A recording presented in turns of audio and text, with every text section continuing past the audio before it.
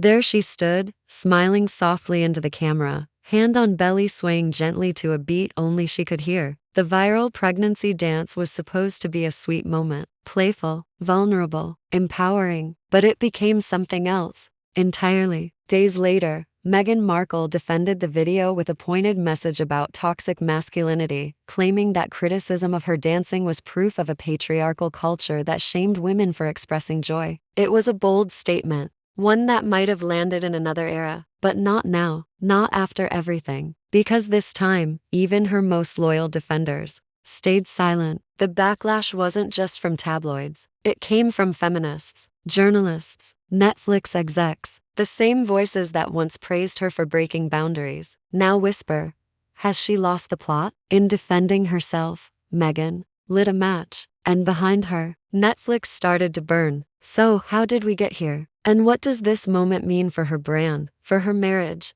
and for the billion-dollar streamer now caught in the flames? At first, it looked like a perfect match. Netflix bleeding subscribers, chasing relevance needed a hit. And Meghan Markle, she needed a stage. In 2020, when the Sussexes signed that historic multi-million-dollar deal, industry insiders whispered it was the coup of the decade. She wasn't just a duchess. She was a disruptor, a woman with a voice and finally, a platform to use it. Netflix didn't just buy a content deal, they bought a narrative. It started strong. The press releases glowed. Archewell Productions, meaningful programming, impact-driven storytelling, and the centerpiece, a lifestyle docuseries working title, With Love, Meghan, part cooking, part self-reflection, part elegant domesticity. It was positioned as the anti-Kardashian. Think Gwyneth Paltrow meets Oprah, with just enough royal dust to keep the headlines coming. But the hype didn't last. Behind the scenes, the cracks were already showing. Creative direction changed. Producers came and went. Scripts were rewritten. Reshoots piled up.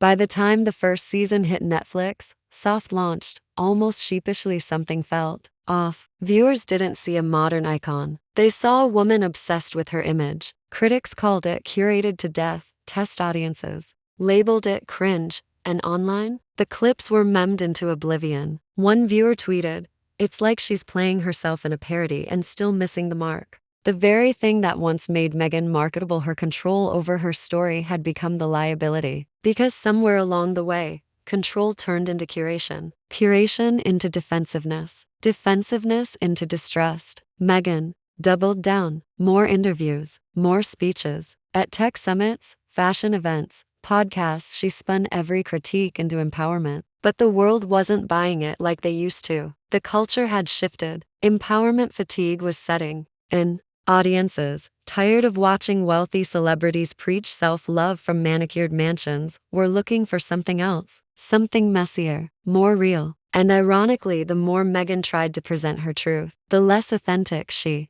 seemed. Netflix had gambled everything on relatability. But now, they were staring down a $100 million deal with a brand no one could relate to anymore. The question wasn't just, is the show working? It was, is the brand broken? It started the way so many modern fairy tales do, with a love story, an American actress, a British prince, two worlds colliding, to hearts aligned. But Meghan's royal debut was never going to be a Cinderella moment. Not in this century. Not with that skin tone. Not with that voice polished, assertive, unapologetically American. From the beginning, the headlines twisted her. Difficult, diva, too much. The palace press machine, refined over decades, didn't quite know what to do with her. And neither did the public. She wasn't just stepping into tradition, she was stepping into history's most curated spotlight. And she blinked. When the exit came, it felt seismic. The tabloids dubbed it Megxit,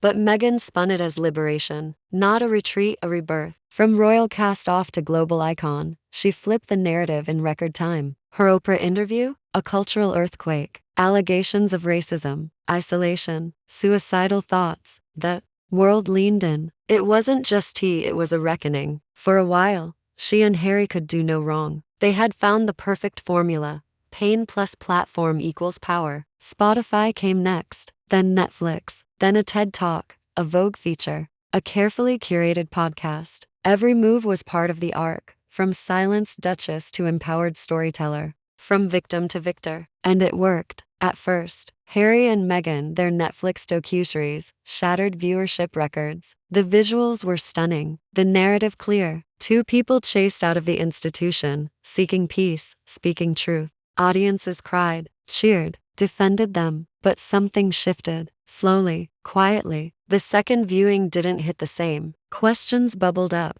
Why are they still talking about this? Who is this for? Is this real? Because buried beneath the production polish, something began to feel performative. Too many glances at the camera, too many perfect shots of coffee mugs and barefoot beach strolls, too many moments that felt rehearsed. Audiences started to notice a pattern. Every clip, every caption, every answer perfectly messaged, every vulnerability, suspiciously brand safe. Was this raw truth or just another rebrand? Even loyal fans began to feel it, a gap between the pain she described and the lifestyle she displayed. Meghan had become more message than person, more product than protagonist. And once the authenticity cracks began to show, they spread fast. Because the problem with crafting a brand on truth is that truth doesn't like scripts. And Meghan's story? It was starting to feel like a screenplay that had gone through one-to-many rewrites. Still, she pushed forward. Because the blueprint was clear, narrative was her power, control was her shield. And with Netflix behind her, she believed she could keep telling her story, on her terms, no matter the cost. It was supposed to be charming. A quick clip from her new Netflix docuseries, Meghan, barefoot and glowing, swaying gently in her kitchen, hand cradling her baby bump, eyes closed in quiet joy. A moment of lightness. But within hours, it had morphed into something else entirely. The internet called it the pregnancy dance heard around the world. Only no one was clapping. They were cringing. The camera angle was soft, the lighting perfect as always. But what Meghan intended as playful femininity landed with a thud. Viewers called it forced, staged, embarrassing. The kind of video you might film for yourself but never share. And certainly not feature as the emotional highlight of a $100 million production. The backlash was swift. TikTok stitched it mercilessly. Twitter reposted it with captions like "secondhand embarrassment is real." One popular commentator said, "It's giving improv class at a wellness retreat after too much kombucha." Another simply wrote, "Who asked for this?" For a woman who built her post-royal identity on curated empowerment, it was a rare and very public misfire. But Meghan didn't flinch. She leaned in, hard. In an interview just days later, she framed the dance not as a misstep but as a message. Critics, she claimed, were uncomfortable with joy, with softness, with women expressing themselves freely in their own homes. "This is what toxic masculinity looks like," she said. "They want to shame us for being alive in our own bodies." It was classic Meghan, reframing critique as proof of oppression, positioning herself not as the center of controversy, but as the casualty of a broken system. And in a different moment, it might have worked, but not this time, because this wasn't about patriarchy or misogyny. It was about a woman on a global stage, seemingly out of touch with how she was being perceived. And the interviews that followed only made things worse. In one, she accused her critics of being soulless. In another, she described herself as intimidating because she was funny and that people should automatically respect her for that. She talked about rewriting the narrative and decentering judgmental structures, a kind of word salad activism that left even sympathetic journalists blinking. What once read as bold now felt like branding. What once stirred admiration now stirred confusion. Was she saying something meaningful or just saying something? The media began to turn, subtly, then sharply. Headlines asked whether Meghan had become too polished to be relatable. One op-ed likened her interviews to corporate day workshops performed by a former actress. Even feminist columnists, once fierce defenders, began to voice discomfort. "She's using the language of liberation," one wrote, "but it's unclear who exactly she's liberating beyond herself." Inside Netflix, the tone wasn't discomfort, it was panic. Executives had banked on a series that would humanize her, not parody her. Test screenings had already raised concerns. Meghan came off cold. Harry looked distant. The pacing felt off. Now, with the dance clip going viral for all the wrong reasons, their worst fears were realized. The show wasn't sparking conversation. It was fueling mockery. One insider reportedly said, she thinks she's telling the story of womanhood. But what we're seeing is a woman losing the room. In internal meetings, damage control began. Could they re-edit upcoming episodes? Cut the dance? Pull the plug entirely? But Meghan wasn't backing down. Behind the scenes, she insisted the moment stay. To remove it, she argued, would be to give in to trolls. This was her truth, and truth, she maintained, was non-negotiable. But in the boardrooms of Netflix, truth wasn't the priority. Performance was, and the performance was falling flat. The moment captured more than just a misjudged dance. It revealed the deep disconnect between Meghan's self-image and how the world now saw her. A woman clinging to empowerment language, while losing the very audience that once cheered her rise. The question wasn't whether Meghan believed what she was saying, it was whether anyone else still did. This wasn't just backlash. This was narrative collapse. For years, Meghan had thrived in the space between perception and persuasion. She understood image, understood lighting, understood silence and when to break it. But the dance changed things. The follow-up interviews didn't clarify. They amplified. They hardened something. Because it wasn't just the trolls laughing now. It was everyone. Even the people who used to defend her, the ones who saw her as a voice for women, for race, for modern royalty, began to shift uncomfortably in their seats. Suddenly, the question wasn't why are they so mean to Meghan? It was, why does she keep making this harder for herself? What made it worse was that she didn't flinch. She doubled down. Again, she spoke about reclaiming joy, about dancing as an act of defiance, about laughter as resistance. It was the kind of messaging that once galvanized audiences. But this time, it rang hollow, not because people were cruel, but because people were tired. Test screenings for season 2 of her series confirmed what the memes already hinted at. People weren't just bored. They were annoyed. They felt talked down to, manipulated. In one internal memo leaked by an anonymous source, a Netflix exec reportedly wrote, "We promised access.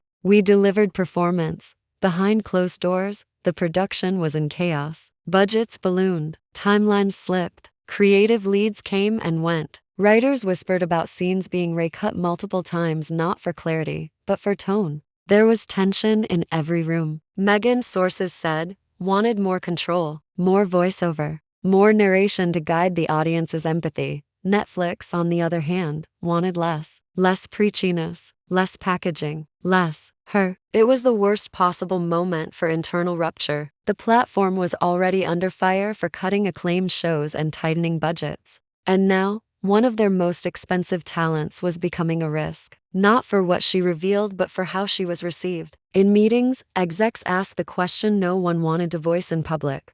What do you do when your brand ambassador becomes the punchline? Because this wasn't a scandal. This wasn't controversy. It was something worse. It was mockery. The message had become the meme. The heroine had become the hashtag. And Netflix was now stuck holding the script, trying to figure out whether to rewrite it or walk away entirely. Meghan believed she was in her reclamation era, but to the people watching at home it looked more like a retreat, wrapped in branding, set to soft jazz, with a voiceover that insisted it was progress. When Netflix signed Meghan and Harry in 2020, Ted Sarandos called it an unparalleled partnership, a once-in-a-generation opportunity to merge royalty, relevance, and resonance all under one glossy, global banner. They weren't just acquiring content, they were acquiring cultural currency. But 5 years later, the currency had crashed. And Sarandos, once bullish about the deal, was now silent. Behind the scenes, the whispers were louder. One leak described season 2 as an identity crisis on camera. Another exec, anonymously quoted, said, "It's not even bad. It's just unwatchable because it doesn't know what it's trying to be anymore." Was it a documentary? A diary? A manifesto? No one could tell. And that, insiders said, was the problem. The show's central figure, Meghan, no longer felt like a protagonist. She felt like a performer searching for an audience that had already moved on. For Netflix, the implications were brutal. $100 million invested. A flagship deal turned punchline. A brand designed to champion modern storytelling, now accused of promoting overproduced vanity projects. And for Meghan, it was something far worse. Not just a bad review, but a credibility crisis. The woman who once captivated the world with grace, vulnerability, and conviction now seemed out of touch with the very conversation she claimed to lead. Her empowerment language, once resonant, now felt recycled. Every speech sounded like a pitch, every anecdote like a strategic brand insert. She spoke of healing, of soft power, of reclaiming space, but the words felt hollow. Not because they weren't important, but because they felt strategized. What was once vulnerability now read as ego. What was once advocacy now read as marketing. And slowly, painfully, Meghan began to resemble the very archetype she had set out to dismantle. The polished, corporate feminist. All message, no mess. All strength, no softness. Even her defenders struggled to keep pace. Feminist commentators asked whether empowerment had become too scripted. Day experts quietly distanced themselves. Pop culture outlets that once praised her now ran headlines like, "Where did Meghan Markle lose the plot?" The culture had moved and it had left her behind. Because audiences weren't rejecting her, they were rejecting the performance. The idea that authenticity could be curated, that empowerment could be repackaged endlessly and still feel real. Meghan had built her brand on rebellion against monarchy, misogyny, media. But now, she wasn't fighting the system. She was the system, slick, scripted, self-protective, and eerily quiet when it came to owning her own missteps. The irony was cruel. In her quest to stay relatable, she became aspirational in the worst way. In her attempt to inspire vulnerability, she had armored herself with message. The fallout rippled beyond Netflix. It landed in group chats,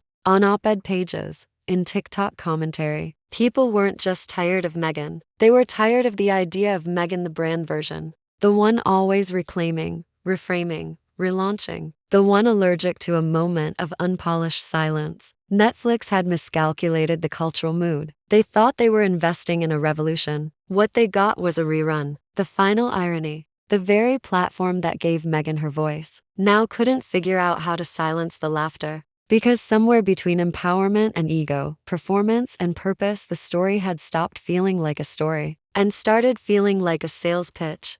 Zoom out. This was never just about a dance, or a docuseries, or even Netflix. This was about the fragility of modern storytelling when a personal brand becomes your livelihood. When every smile, every sentence, every slow-motion scene isn't just lived, but performed. Meghan built an empire on narrative control. She didn't inherit power, she crafted it. With intention, with elegance, with a mastery of message that once felt revolutionary. But the paradox of narrative control is that it's exhausting. The tighter you grip it, the more obvious it becomes that you're trying, that you're managing how the world sees you instead of just being. And somewhere between the speeches and the sound bites, between the interviews and the infographics, the rawness got lost. The mess, the truth, because expression isn't the same as connection, and vulnerability isn't always compatible with production budgets and brand decks. What Meghan gave us was highly stylized empowerment. What we were craving was something simpler, something quieter, something real. And in that gap between what she intended and what we felt, the entire brand unraveled. So the question becomes, was Meghan exposed or just misunderstood? Was she genuinely trying to liberate women from shame, performance, patriarchy? Or was she trying to rebrand herself into someone who could? Is it even possible to be authentic in a world that rewards performance and punishes sincerity? Can any woman tell her story publicly, without it being picked apart, memed, monetized, misunderstood? Or is that the cost of the stage? The final image? A sleek Netflix office, empty now. Branded posters still hang on the walls. Archewell. With love, Meghan. Voices of change. Soft lighting. A half-drunk green juice on the table. The screen still paused on a frame from episode 2. Meghan mid-sentence. Hand over heart. But the speakers are silent. No one's pressing play. In the end, she didn't lose the story. She just lost the audience.